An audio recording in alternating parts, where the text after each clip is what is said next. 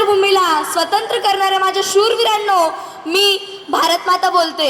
77 वर्षांपूर्वी तुम्हीच मला गुलामगिरीतून मुक्त केलं आणि 15 ऑगस्ट 1947 रोजी याची देही याची डोळा हा स्वातंत्र्याचा सूर्य पाहून मी कृतकृत्य झाले. या माझ्या स्वातंत्र्य लढ्यात कैक जणांनी हुतात्मा पत्करलं. तेव्हा कुठे जाऊन या मातृभूमीनं मुक्ततेचा श्वास घेतला.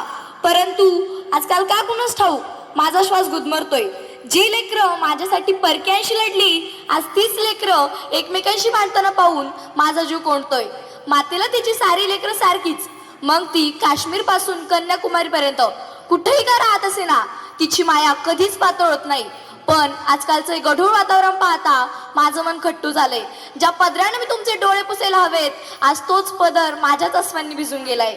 भाषावाद, प्रांतवाद, जातीवाद यावरून होणारे वादविवाद मला हताश करून सोडतायत.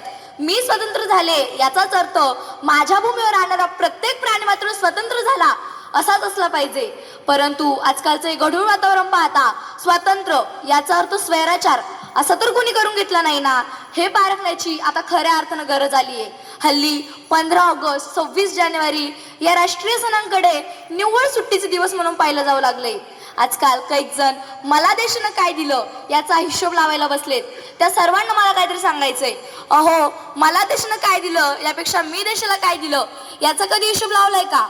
मला देशानं काय दिलं याचा जर का हिशोब लावायचं ठरवलं तर किती किती आणि काय काय लिहायचं हे समजणार नाही.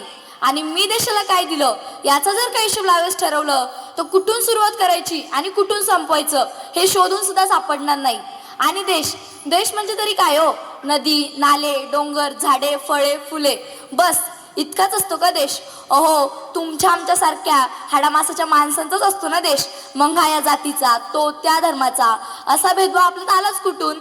शेवटी जाता एवढेच म्हणेन, ना धर्माच्या नावावर जगा, ना धर्माच्या नावावर मरा, ना धर्माच्या नावावर जगा, ना धर्माच्या नावावर मरा. माणुसकी हा धर्म आहे या देशाचा, फक्त या देशासाठी जगा. माणुसकी हा धर्म आहे या देशाचा, फक्त या देशासाठी जगा. धन्यवाद.